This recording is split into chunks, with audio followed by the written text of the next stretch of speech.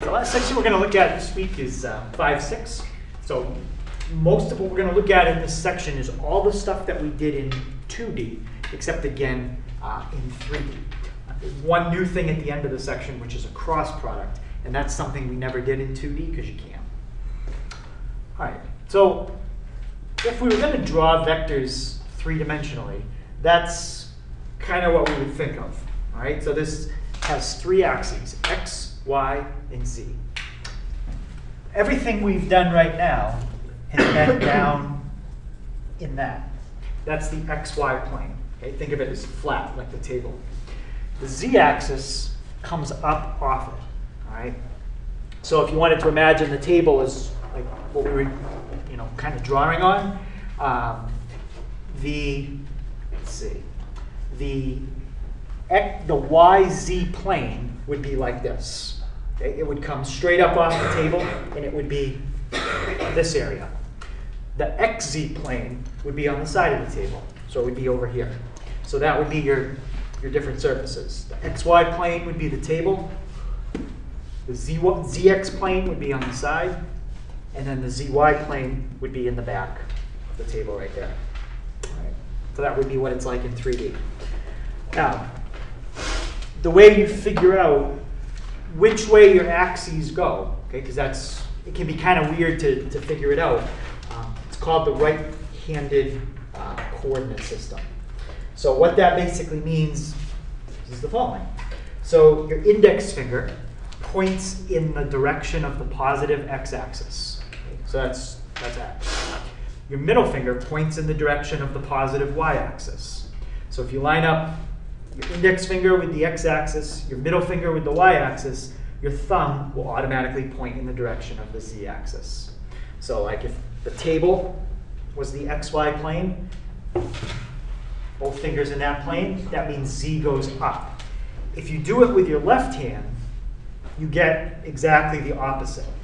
Right? If you line up your middle finger, your index finger, your thumb would point opposite way. Right? So z is according to it's called a right-handed coordinate system. All right. So you just have to know 2 out of 3 of your axes, and then you can figure out which way the third one goes. If you're trying to spatially kind of think of it. But we're not really going to do a lot of drawing in 3D. When we add and subtract vectors and scale them, 3D drawing is kind of hard to do by hand. You can do it on a computer or something, but we're going to stick with more numeric stuff. All right, so first thing we're going to look at is how we can find the distance between 2 points. So what I'm going to do for pretty much every formula is remind you of the 2D version, and then we'll look at the 3D version. Okay, so that's the distance formula in 2D. From geometry. Now, what is that formula really? When you square something, you add them up and take the square root. It's the distance formula, but it really comes from what? It's the Pythagorean theorem. That's all it is. When you square 2 things, you add them up and you take the square root. It's the Pythagorean theorem. So that works in 2D. What we're going to do is extend that formula to 3D. Right? And if you look at what's there to extend it to 3D, it's not that hard. You really just kind of copy what you already have, and you got to add one more part on the end. So in 3D, that's what your coordinates would look like. If you were trying to find the distance between 2 points, they would give you an x, a y, and a z value.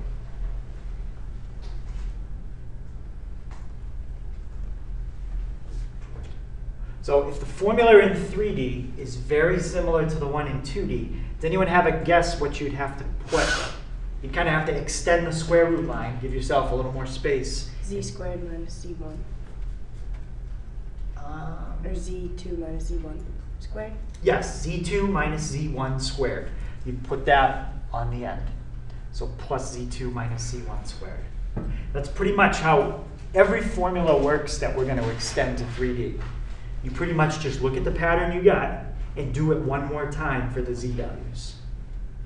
So that's the Pythagorean theorem in 3D. That's what that really is. Okay, and keep in mind that these two things these are still called coordinates, P1 and P2.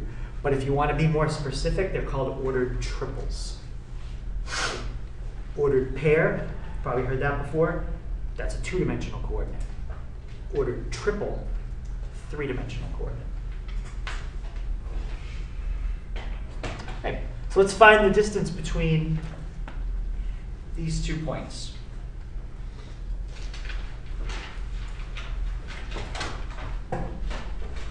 Right, so Kiara, so I don't forget, anytime I'm finding the distance, whether it's 2D or 3D, what's the first thing I should always write down? Square root. Yeah, let's put the square root so we don't forget that. And Christian, can you tell me, I kind of consider it's got like 3 different calculations we've got to do. Can you tell me how to set up the first calculation? You want me to like just tell you what the whole thing's gonna be? You can do the whole thing, yeah, if you want, yeah. Okay. Well, the first parenthesis is gonna be parenthesis, and then 4 minus -1, and then close parenthesis squared. Yep. And that's all I was going to ask you, but you want to do the other 2? Sure. Okay.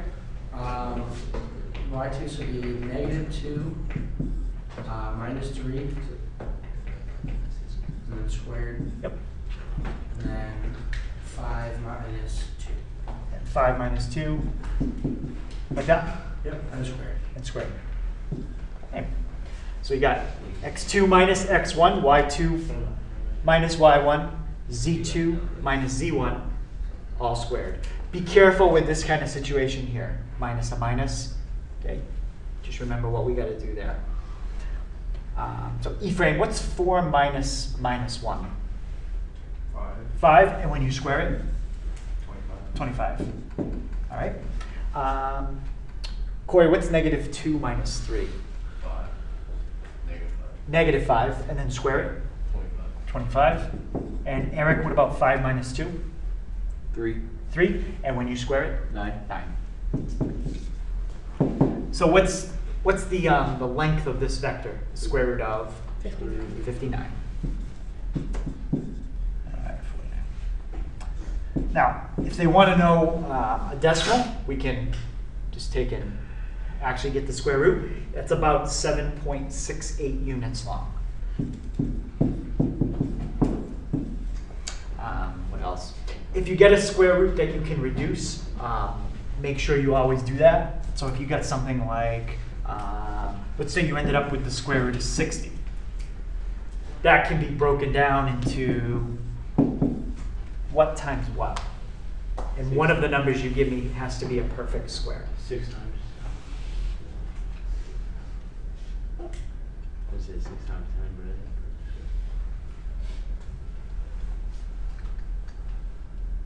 Okay, how can you factor the number 60? 4 times 15. Mm-hmm. So 4 times 15, square root of 4?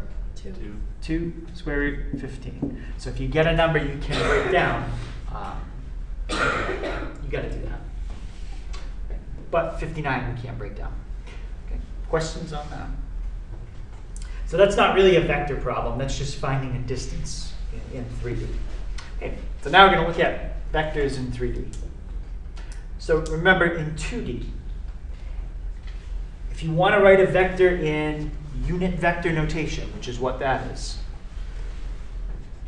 you have a I'm not going to say horizontal and vertical anymore, because when you get into 3D, that doesn't make as much sense. I'm going to call this the component on the x-axis.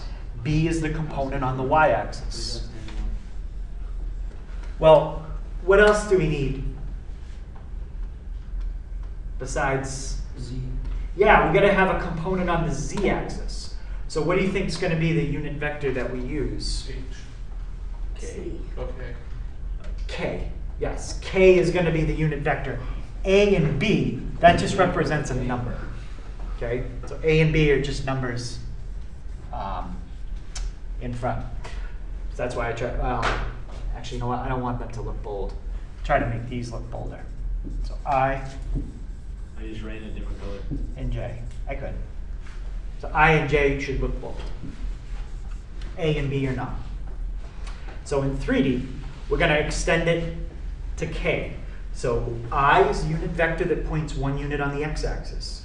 J is a unit vector that points 1 unit on the y-axis. K is going to be the name of the unit vector that points 1 unit on the z-axis. So now you can stack I, j's, and k's together to move in any direction you want. X-axis, y-axis, or z-axis. Okay, but you've got to have that third unit vector to be able to move around in 3D space. Remember, A, B, and C, those are the components of the vector. How much do you move on the x? How much on the y? How much on the z? If you wanted to write it in what we've called the algebraic notation, then you just put the angle brackets. We used to just have 2 things inside them. Now we've got 3, A, B, C.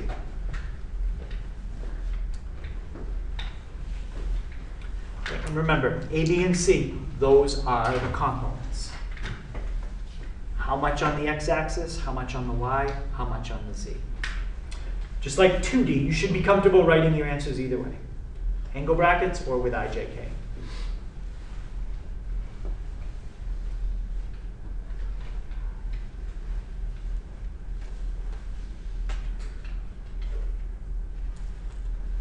All right, this we already mentioned this on Monday or Tuesday. What is it called if a vector has its initial point at the origin?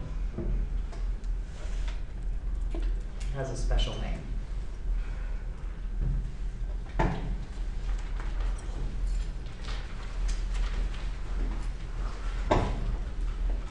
Actually, it was it was Monday. Yep, position vector. That's still the same thing in 3D.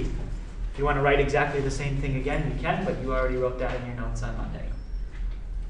So a vector that has an initial point at the origin is a position vector. That's supposed to be an at symbol, but my at symbol looks a little weird there.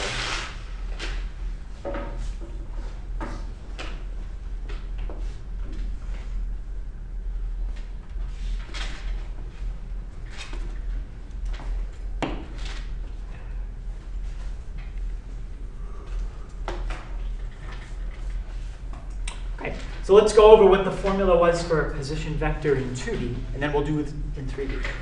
Okay? Again, you already have that in your notes, so you don't need to copy down all the 2D versions of every formula. You already have them all. Okay? It was the difference in the x's, comma, difference in the y's. Okay? That's why I said today's kind of like a review, but we're kind of extending everything a little bit. So that was the very last thing on Monday's notes. If you're given an initial and terminal point, you subtract them. Terminal minus initial. Now with subtraction, is the order important? Okay, Chris? Yeah. Yes, it is. If you do the wrong order, you get the wrong answer. So subtraction, you got to stick with that order. So now let's look at 3D. So in 3D, your coordinates aren't going to have 2 values each. How many values are they going to have in 3D? 3. They're going to have 3.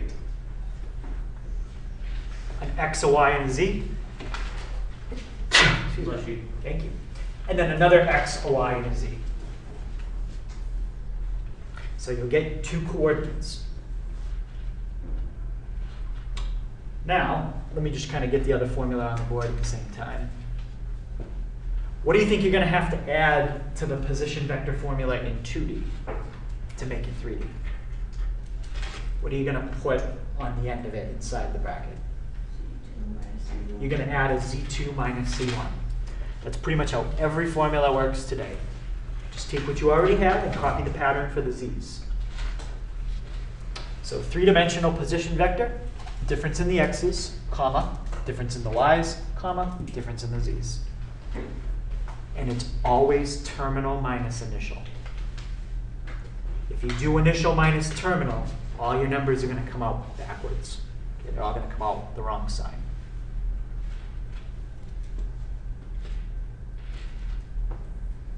Okay, So let's find the position vector between these 2 points.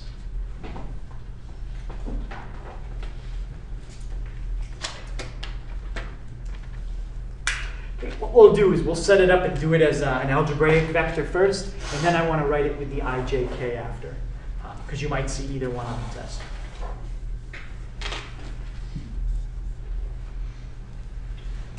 Right, so Skylar, what's going to be the first 2 things I subtract?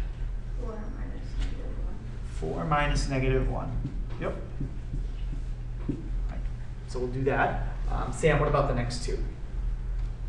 6 minus 2. 6 minus 2. Yep. And Justin, the last 2?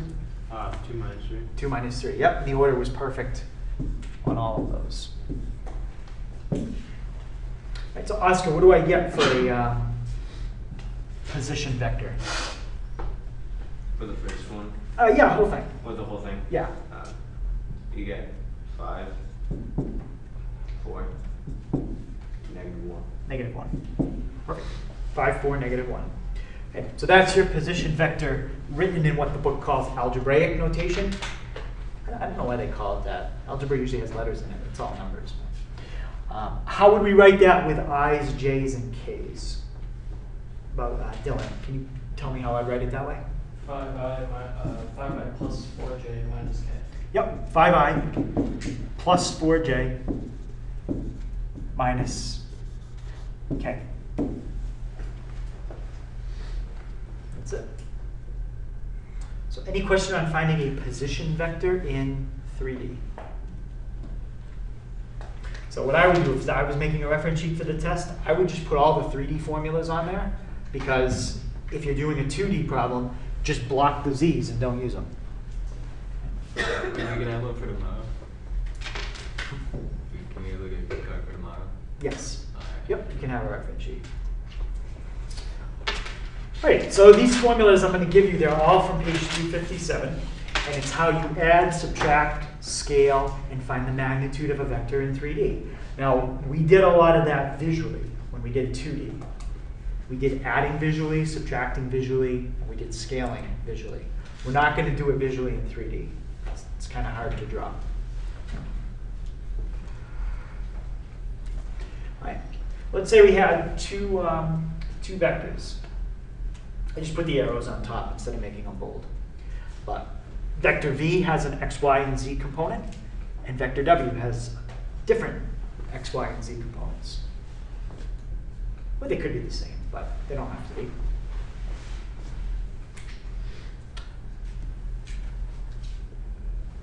All right, so in 2D, that's how you would add, or I put subtract kind of in the same problem. If you want to separate them, you can. But for addition of 2 vectors, you add the x's, you add the y's, and what are we going to have to put on the end of that? If you're doing addition in 3D. Z1 plus Z2. Now, if you're doing subtraction, V minus W, you subtract the x's, subtract the y's, and then what would you put on the end? Subtract the z's. Yep. Addition, the order is not important. Subtraction, it is. If you're doing V minus W, put the V values first, put the W values second. So I just put addition and subtraction in the same thing. All right. Next thing we talked about is scaling a vector. That thing in front, that symbol, alpha, it just represents a number. So it could be 2v, 5v, negative 8v, something like that. What are the 3 things that can happen when you scale a vector? It can flip the direction, and what kind of number would flip it? Negative. A negative. Yep. What else can happen? Make it bigger. Yep. Make it longer? Make it shorter. Exact same thing can happen in 3D. It can get longer, shorter, or change direction. So in 2D, you take your x component and you multiply it by your scalar. You take your y component, you multiply it by what you're scaling by. What am I going to have to do in 3D on the end there? Yep. Take the z component and multiply it by your scalar. Right, so it's just like you're distributing the scalar, whatever that number is, to each component in the vector. You just got to do it one extra time to the z. All right. And let's look at magnitude. Okay, what if I keep saying, every time you do magnitude, what's the first thing you always want to write down? Square root. Square root. Same thing here. Now in 2D, you take your x component and square it. You take your y component and square it. And you add them up and take the square root. So there's your formula in 2D. Okay, so that's kind of the review.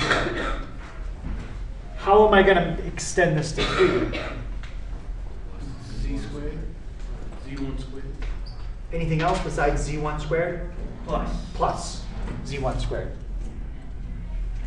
So to find a magnitude in 3D, take your x value, square it, y value, square it, z value, square it. Add them all up. And then take the square root. Okay, so very, very similar to 2D. Okay. Any questions on any of these four? It's actually 2 formulas. 1, 2, 3, 4 formulas. All right, let's look at an example. So here's your 2 vectors. Okay, v is 2i plus 3j minus 2k. And w is 3i minus 4j plus 5k.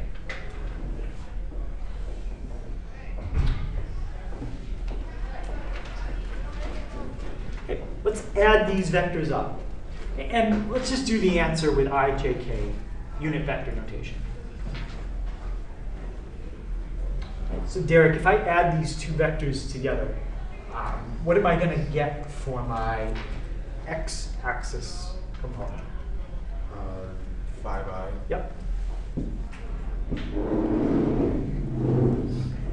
And Michael, what about if I do my y-axis? What's that going to be? Negative J. Yep, negative j. And Joe, what about my z-axis? 3. 3, and then what letter do you put with it? K. Yep. That's how you add them up. Okay, any questions on that? Just like 2, except one more step. Does that have to be in those brackets or no? This one I didn't ask for it, but if the problem did, you should know how to write it in the brackets. What if we like just put them in the brackets so that we usually accept that? If the directions don't tell you which way to do it, you can do it either way. If the directions say unit vector notation, then that's what I want. That's unit vector notation. All right, let's do, I'm not going to do subtraction. Let's do magnitude. Yep. What's the one in the brackets called? What's the one in the brackets called? That one's a unit. Like the angle brackets? Our book calls it algebraic notation. That's what you would say in that test. Yeah, I would use the same wording as the book. Again, I'm not really sure why they call it that, but it's called an algebraic vector, or algebraic notation. 5, -1, 3. It would be 5, -1, yeah, with commas. Yep.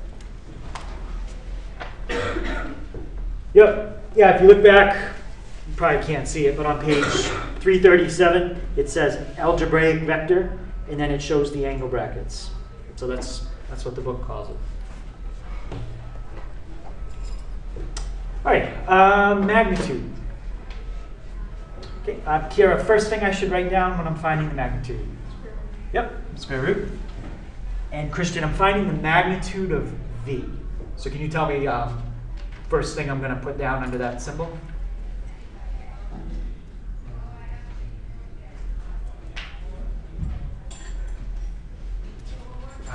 G component. Summarize 2. So there's your formula. All right.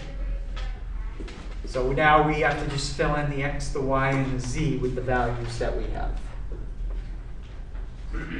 So it would be 2 squared, 2 squared. Yep. and then 3 squared, Anything before that? Plus 3 squared. Plus 3 squared? Actually, yeah. And then minus 2 squared. Plus 2 squared. What was in the formula next? Like on the other page? What symbol? Plus, wasn't It was a plus, yep. And now what number are you squaring? Negative 2. 2. Negative 2. Negative 2. I understand that when you square it, the negative doesn't matter, but just to make sure we know what we're squaring.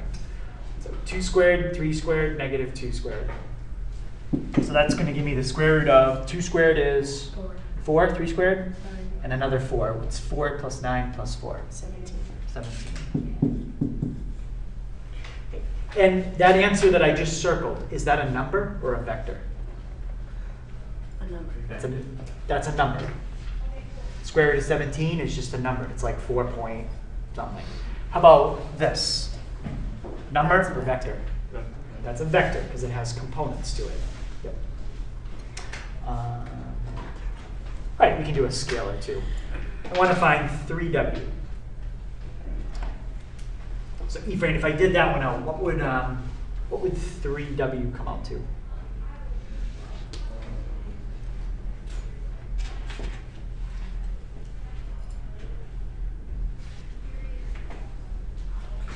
Three times 3.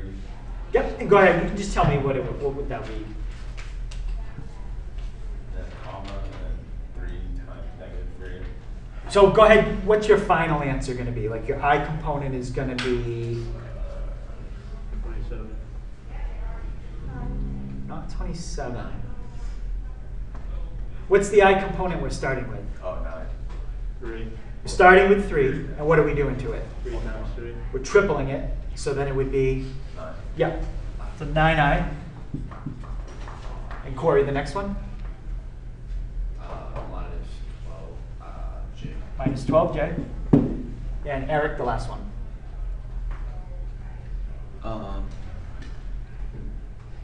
4, positive 4. All right. What are you doing to the number? Sorry, where are we like at?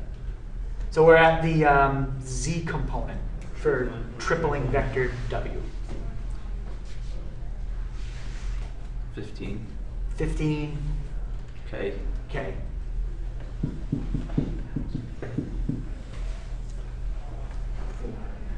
Question? Seemed a little. No, I didn't know like the C was part of the equation on the top, so I was really confused where we were. Oh yeah, I just called. This is all example 3. This is just Yeah. example 3a, 3b, and 3c. That's all. Yeah. All right. So you just get 9, negative 12, 15, and that's it. What? So visually, what just happened to vector w?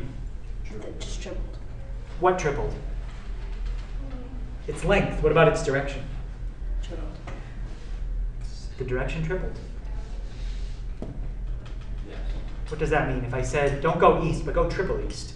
Like speed. It doesn't really make sense. So the direction doesn't change. If you triple something, like if you're heading east and you triple the length of the vector, all that happens is you triple the speed, right? You can't go triple east. You can try. Won't work. Okay, so we did dot product in 2D. Now we're going to look at dot product in 3D. Wait, so we- was that whole equation right here just the answer? Yeah. What is this called? That's not an equation. It's a The vector. vector. Yes, that whole vector is the answer. All right, so dot product in 3D.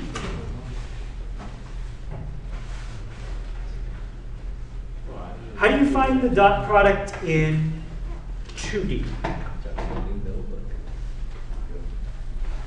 Someone remind me, how did we do that yesterday? How do you do the dot product in 2D? Derek? V times W. Well, that's how you write it. So that's the symbol, same symbol in 3D. Now, what's the actual calculation?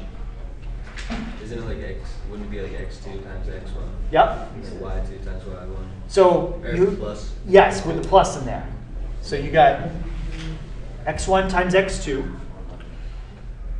plus y1 times y2 And if you were doing a 2D dot product, that's it, you stop. What do you think we're going to have to do in 3D?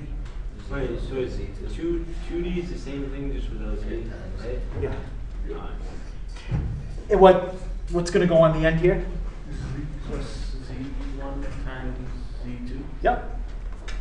So dot product in 3D, multiply the x components, plus multiply the y components, plus multiply the z's. Okay, so that's how you do dot product in 3D. Okay. So let's find the dot product between these two vectors.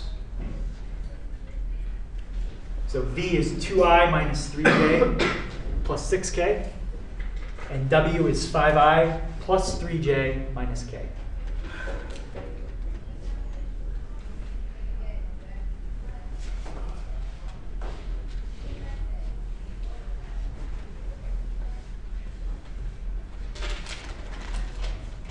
Right, so Chris, can you start me off with just the first part of the calculation I have to do to get the dot product? Yeah, just give me like not even a second to finish writing this down. Alright. 5 times 2. 5 times 2. Even if the answer would come out the same, I'm just going to be picky about the order because sometimes order matters with other things. This one it doesn't. But what would be the first two things you multiply? 2i, 5i. Wait, what are you saying? He's saying You said 5 times 2, right? I said 5. Yeah. You said 2 times 5. I said 5 times. You 2. said 5 times 2.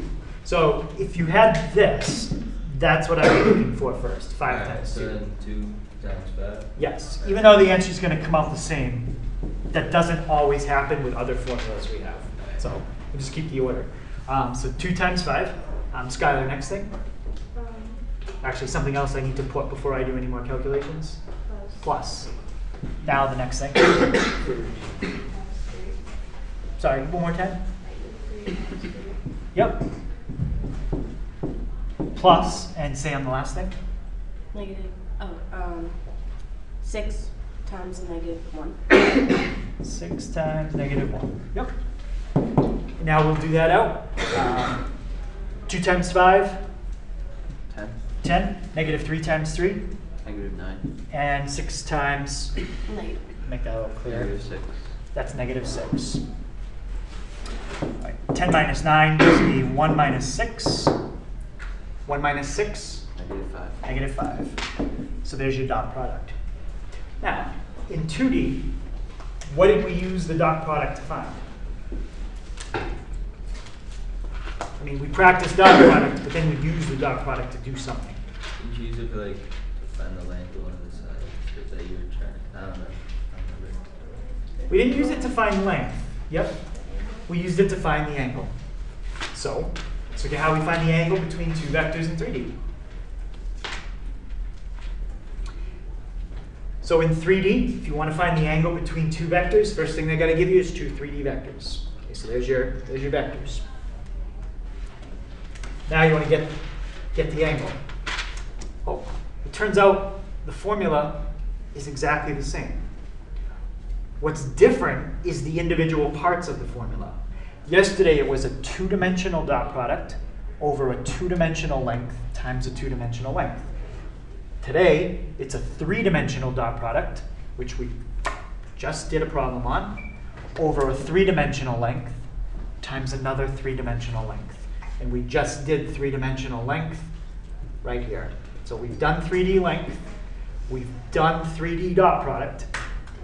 Now we're just going to put it all together in that formula. So any questions on that formula? Right, so let's find the angle between the two vectors we just had. 2, -3, 6. 2, -3, 6. And 5, 3, -1. Is that the same thing? 5, 3, -1. Yep. So we already have the first step. Find the dot product. We just did that in the last example. What's the dot product of U and V?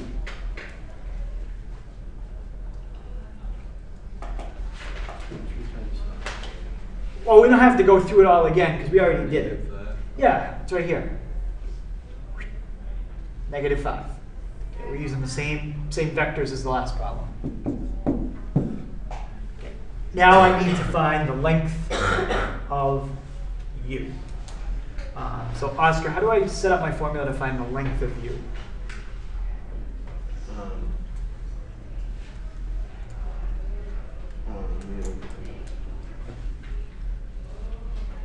Alright, I'm not going to remind you guys the first thing to put, because you should know this one now. First thing you put the square root. Alright, and then what would go next?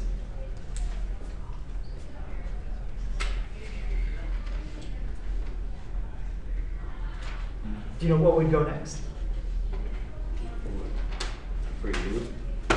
Yeah, to find the magnitude of u. No, I don't.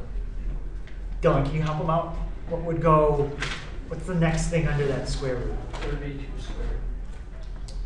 Did you say 32 squared? No, 2 squared. Oh, 2 squared, I don't know why. So 2 squared? Yep, you want to keep going with the other ones? Like plus negative 3 squared equals 6 squared. So we've got 4 plus 9, which is how much? 13, 13. 6 squared is 36. 50. So what's 36 plus 13? 49. 49. And the square root of 49? 7. 7. We got a nice answer. It doesn't really matter what the answer comes out to because calculator doesn't. All right, so we've got the dot product. We've got the length of u. What's the last thing that I need to find the angle? Length of v. I still need the length of v. Okay, so let's find the length of v. Derek, can you set up kind of like I did for you, but for v? The square root. Yep. 5 squared plus 3 squared minus 1 squared, or plus negative 1 squared. Plus negative 1 squared. Yep. Okay, let's see what we get there. 5 squared, Michael? 25. 25. Joe, 3 squared? So we got 25 plus 9 is 34. Plus 1 plus negative 1 squared is 1. So what does that all add up to? 35. Okay, so we get the dot product. We've got all the numbers we need to plug into the formula. Let's plug it in. So cosine of my angle equals, Kiara, what goes on top? Yep, dot product. And Christian, what goes on the bottom? 7 and the square root of 35. Yep. Now, this is not my answer. It's the cosine of my answer. So, what do I have to do on each side now? Inverse cosine. Take the inverse cosine. That's gone. And that is your angle. Okay, so we got inverse cosine of negative 5 divided by 7 square roots of 35. And if you're using a scientific calculator, you're probably going to have to type it in that way. So I put parentheses around the denominator. We get an angle of 96.9. Roughly. Okay, that's in degrees. And that's how you find the angle between two vectors in 3D. Questions on that? All right. So everything we've done up until now, that's all kind of been reviewed because you've already done it all in 2D. It's just like extending it very simple to 3D. This is the only thing we've never done in 2D. Okay? We've never done it because you can't. Right? Cross product is only something that exists in 3D. So the cross product is a second way to multiply a vector times a vector. What was the first way we learned? What was it? The dot product, right? When you multiply two vectors together with a dot product, the answer that you get is a number. Like we just did in the angle product. Our dot product was, what was it? It was negative 5. Okay, so cross product only applies to 3D vectors. You cannot do it in 2D. Can't do it. We're not really going to get into all the applications. I just want to make sure you know how to do a cross product. We'll be on the test. Cross product? Yeah. Like an application? I don't know, whatever we're doing. Yeah. Oh. Yeah. There won't be any applications to it because the applications usually involve physics and geometry. And the physics ones can get a little complicated. But we're just going to look at how you do it. And then maybe once you know how to do it and what the answer is that you get, you might be able to figure out a place you could use it like in real life. So there's lots of different ways to calculate the cross product. It's not like dot product where I can say, here's the formula, you can do it. I could probably give you 3 or 4 different ways to do it. The problem is with most of the ways that I know to give you, you have to know other stuff we don't know yet. Okay?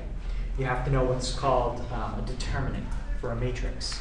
Well, if you don't know what determinants are for matrices, that method's not going to work. This is a method that works without having to know anything else. The downside to it is it's not the fastest.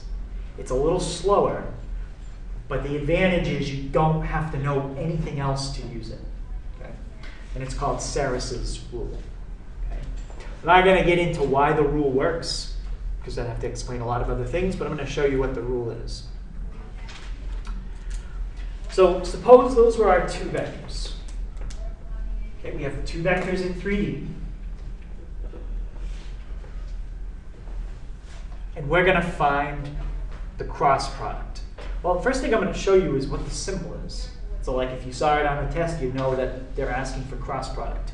You would see this, V cross W. That's the symbol you would see on the test if they ask for a cross product. If they ask for a dot product, well, you already know the symbol. It's a dot. Okay, so here's your 2 3D vectors. First thing we're going to do is we're going to rewrite them in a matrix. So a matrix is just a rectangular arrangement of numbers. That's all it is. So Sarris's rule is basically a visual trick. You look at something on a diagonal, and that's how you do it. But in order to see the diagonal, you've got to write this out nice and neat so you can see it. So we're going to create a 3 by 3 matrix. What that means is 3 rows, 3 columns. So we're going to have 9 things. 3 by 3. In the first row of your matrix, all you're going to put is an I, J, and a K. These represent the unit vectors I, J, and K. So if you want to bold them, you can. In the next row, you're going to put the coefficients of the first vector, A1, B1, C1. And those will all be numbers. So it could be like 2, 5, -8, whatever they are. And then in the last row, you're going to put the coefficients of the second vector, A2, B2, C2.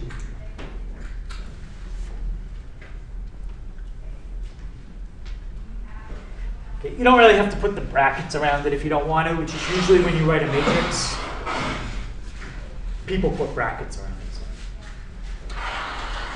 Questions on step 1? Okay, step 1, pretty easy. Step 2, you're going to take columns 1 and 2, columns up and down, and you're going to copy those 2 columns here and here. Okay, so I'm not even going to worry about putting the brackets. You don't really need them. Okay, so you're going to take columns 1 and 2, and you're not going to move them. You're going to leave them where they are. You're just going to create an extra copy of them. So when I do that, what's my top row going to be? It's going to have I, J, K, and then what's going to be in this spot and that spot? I and J. Another I and J. Now, don't worry about what's circled in red and blue. That's the last step. Okay. What's going to be row row 2, you've got an A1, B1, C1, and then A1, B1. Okay, and what about row 3? You've got A2, B2, C2, A2, B2. Okay, so at this point, just look at what you have in black. And now that's what you'd have set up. So now you've got the thing you need to look at to find the cross product. Sarris's rule involves looking at diagonals. 6 diagonals. 3 that go down into the right, 3 that go down into the left. And as long as you try to make your matrix, make your numbers lined up nice and neat, and this will look pretty simple. I've circled the 3 numbers that go down into the right, and I've circled them in red. If you don't have different colors, then that's okay. I'll show you what you can do to make it look okay in the notes. And then I've circled the 3 columns that go down into the left. When you circle, or it's diagonal, sorry. When you circle a diagonal has to have 3 things in it. This is not a diagonal. It's only 2 things. So you circled all the diagonals that have 3 things. And I labeled them blue 1, blue 2, blue 3, red 1, red 2, red 3. If you don't have different colors, you could just, does anyone have different colors? All right, if you don't, I guess you could call them columns 1, 2, 3, 4, 5, 6. Could do it that way.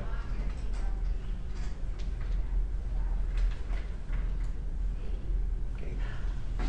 I'll tell you, I have it written in the directions next for using different colors. If you don't, I'll tell you what you can write down. All right, so now that you've circled the diagonals, here's the calculation you're going to do. You're going to take the product of everything in red 1. Again, if you don't have different colors and you want to hold off on writing this for a second, I'll tell you what you could write in a second. Or if you can figure out your own thing, that's fine. Otherwise, I'll help you. So multiply everything that's on the red 1 diagonal. Next, you're going to do plus, and you're going to multiply everything that's on the red 2 diagonal. Keeping in mind, this row and this row is going to be all numbers. The only letters in that whole thing are going to be the top row. Everything else is going to be numbers. And then you're going to add one more thing, the product of everything on the red diagonal number 3.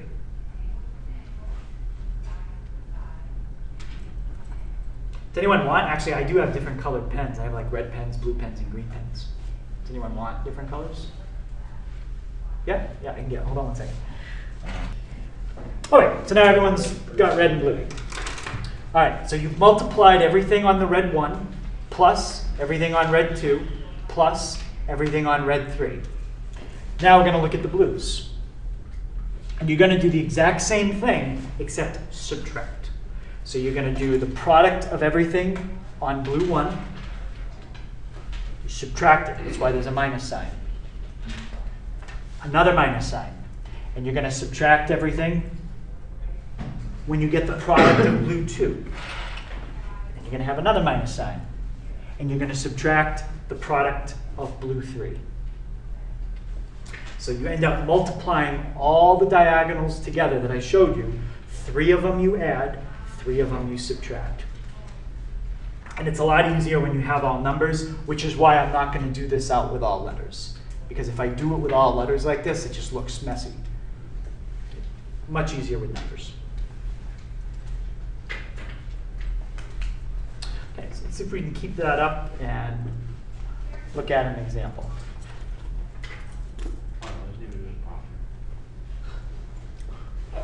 What's that? No, that's just how to do it. We didn't actually do one yet.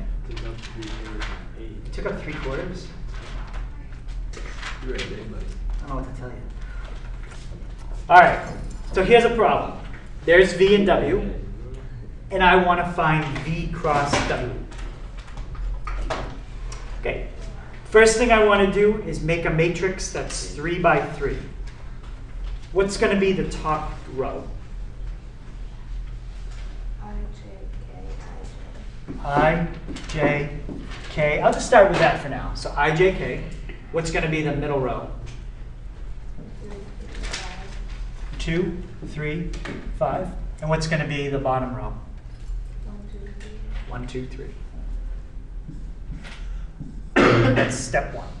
Step 2, copy the first 2 columns over to the right.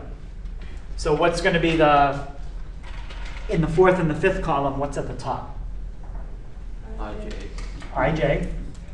And how about 4th and 5th column in the second row? 2, 3. 2, 3. In the last row? 1, 2. 1, 2. All right. Now I'm going to circle my diagonals. I'll even use the same colors. 1, 2, 3. I'm not going to circle the rest yet. We'll just start with those. All right. Is everyone okay if I make this bigger and get rid of the formula on the left now? Let's make the right bigger.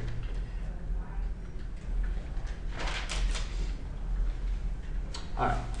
So let's go through it. We multiply all these together and we add. So the first one, that was an I. I times 3 is how much? 9I. Yeah, no. J times 5 times 1. 5J. 5J. And K times 2 times 2. 4K. 4K. So it's not that hard once you set it up. All right, now circle the other diagonals. 1, 2, 3. And now we're going to subtract all of them. It doesn't really matter what order you subtract them in. You just subtract all of them. Got number. Right, so let's do the first one. 3K. Minus, let's do it in black. 3K. 1 times 3 times K is minus 3K. Minus 2 times 5 times I is 10I. Minus 6J. And 3 times 2 times J is 6J. Now, be careful because, like, let's say this, don't write this down, but let's say this 2 was a negative. That would be minus 6J. What would happen if you had something like that? Turn to a plus. That could turn into a plus. So the same rules of arithmetic always. And now, do I have any like terms? Like, is there anything I can combine with the 9i? A negative 10i. What's 9i? Take away 10i. Negative I. 5j, take away 6j. Negative j. And 4k, take away 3k. K. And that's the answer. What kind of answer is that? Is that a number or a vector? It's a vector, yes. So when you do the cross product, the answer is a vector. So we'll do one more, and we're going to find W cross V. So all I'm doing is I'm switching the order. And let's see what happens. What's my top row going to be? Very top row. IJ. Yeah, that's always the same. I, J, K, I, J. Now, what's the middle row going to be this time? 1, 2, 3. Don't know what that is. Oh, 1, 2, 3, 1, 2. Yep, it's staying. All that's happening is the 2 rows are swapping. 1, 2, 3, 1, 2. And how about my last row? 2, 3, 5, 2, 3. 2, 3, 5, 2, 3. Okay. Let's do it one more time and see what we get. Right. Do I need to use different colors? Is that okay if we don't? All right. So we've got I, 2, 5. How much is that? 10I. J, 3, 2. 6J. K, 1, 3. 3K. And now remember we're subtracting. K22, so minus a 4K, I33, minus a 9I, J15, minus a 5J. Biggest thing people forget is they don't subtract them. They just add everything and then they get it wrong. Let's see, 10I minus 9I. What do we got? I. 6J minus 5J. J. 3K minus 4K. Negative 4, or negative K. Negative K. That's the answer when you do W cross V. That's the answer when you do V cross W. Did we get the same answer? No. Everything is the opposite. So if you have to find a cross product and they say, you know what, do it both ways, you really only need to do it one way. And then the other way, just change the sign of everything. Negative went to positive, negative went to positive, positive went to negative. That always happens. So these two vectors have the same magnitude, but everything is the opposite. They point in opposite directions. All right, so that's how you find a cross product. And it turns out that this vector you just found is very special compared to the original two.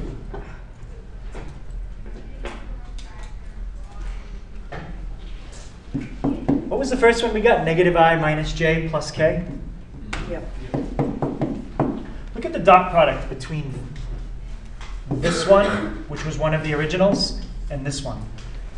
What's 2 times negative 1? Negative 2. What's 3 times negative 1? Negative 3. What's 5 times 1? 5. What's negative 2 minus 3 plus 5?